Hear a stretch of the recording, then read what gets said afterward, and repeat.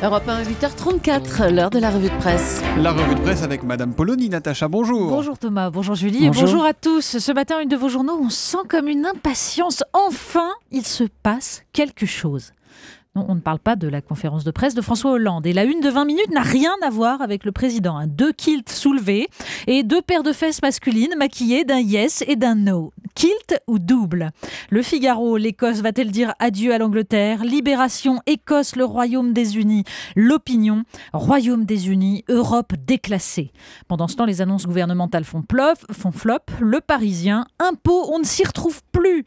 À part ça, rien. Ah si, il paraît que c'est un événement. Le Point annonce le retour de Nicolas Sarkozy. C'est plus fort que lui. Bon alors Natacha, yes or no? Tout a déjà été dit sur les menaces des tenants du oui, sur les conséquences possibles en cas de victoire du non. Mais le plus intéressant ce matin, c'est ce que nous dit le traitement par la presse de l'incertitude écossaise. Si l'enjeu n'était si grave et les conséquences si imprévisibles, écrit Dominique Quignot dans La Croix, on aimerait juste pourvoir que les Écossais disent oui. Mais il y en a d'autres pour qui, visiblement, c'est tout vu. Y a-t-il un hasard? L'Opinion, journal qui s'affiche libéral et européen, est vent debout contre les tentations indépendantistes. Dislocation, pulsion identitaire et histoire de gros sous. Il ne reste plus, écrit Luc de Barochez, qu'à s'en remettre à la sagesse des peuples, en espérant qu'ils choisiront la sécurité et la prospérité, et donc la liberté, contre l'égoïsme, le communautarisme et l'illusion. Mais l'économie, répond Jean-Claude Kieffer dans les dernières nouvelles d'Alsace, n'est pas le seul cheval de bataille des indépendantistes. Plutôt celui des anti-indépendantistes qui prédisent l'apocalypse bancaire et la fuite des capitaux en cas de victoire du yes. Au contraire, d'ailleurs, l'humanité parle d'un vote de classe. La réponse au thatchérisme et au blairisme, les deux faces d'un libéralisme brutal et sauvage qui a détruit l'État social. Reprendre en main son destin, vouloir être gouverné au plus près, comme l'écrit Jean-Claude Kieffer, et non pas par une bureaucratie centralisée. Voilà sans doute une des clés du vote, se sentir à nouveau citoyen, à nouveau humain. Au milieu d'une actualité chargée, François Hollande va tenter de se faire entendre aujourd'hui. Mais oui, il y a bien sûr des articles consacrés à la conférence de presse de François Hollande ce matin, dans Libération, dans le Figaro. Il y a même des projets, sortir de l'économisme, se montrer moins technique. Mais comme l'écrit Guillaume Tabar dans le Figaro, la parole présidentielle risque de s'affaiblir elle-même si elle n'a d'autre finalité que de satisfaire une contrainte de calendrier. Le pouvoir de la parole politique, c'est d'ailleurs le sujet du jour. Celle qui se prononce ici même dans une interview, comme on a fait l'expérience Emmanuel Macron hier matin. Dans Les Échos, Cécile Cornudet salue sa rapidité à corriger le tir. Il est devenu un homme politique, pourrait-on dire, capable de gérer au plus vite la communication d'une crise médiatique. Mais on préférera l'analyse de Thierry Rabillet dans Paris-Normandie qui déplore ce bad buzz, comme il écrit.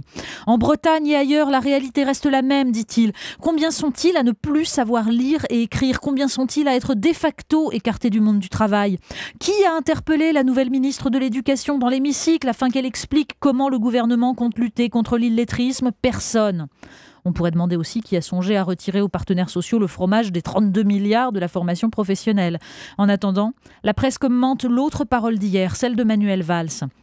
Si Jean-Francis Pécresse dénonce dans Les Échos le choix de voir moins de la moitié des contribuables supporter désormais la charge de l'impôt sur le revenu, le Parisien dénonce surtout une annonce mal ficelée, comme une façon d'effacer le vote d'une confiance pas très convaincue.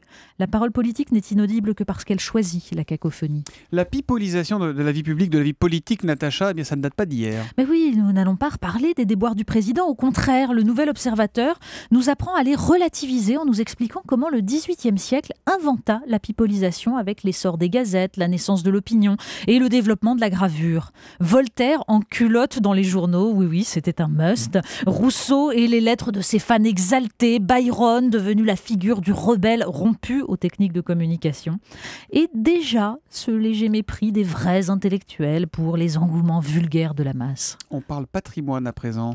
Mais oui, pour fuir le tumulte et les bruits inutiles, il reste une solution, le silence d'une cathédrale d'eau. C'est d'abord une photo qui attire l'œil dans La Croix, des voûtes comme une église romane où se reflète une eau turquoise et quelques marches qui descendent dans la transparence bleutée. C'est magnifique. Le réservoir Montsouris fut achevé en 1875 et il alimente depuis tout le sud de Paris en eau potable. À l'époque, des carpes, dont les techniciens guettaient les moindres faiblesses, servaient à mesurer la qualité de l'eau. Vous pourrez le visiter ce week-end lors des Journées du patrimoine. Mais malheureusement, la foule risque d'atténuer la magie de ce silence, loin du tumulte de la parole.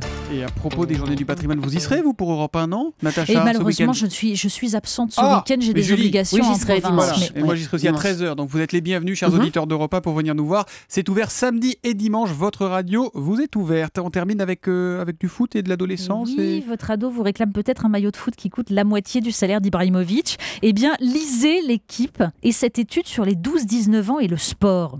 D'abord parce qu'on y apprend qu'à cet âge, les garçons, je cite, adorent la performance et sont sensibles à l'argumentaire technologique, tandis que les filles sont déjà dans la séduction.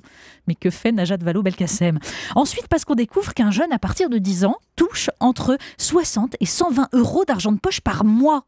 Une manne pour les équipementiers. Certains vont avoir des envies de nouvelles tranches d'impôts avec ça. La revue de presse de Natacha Polony.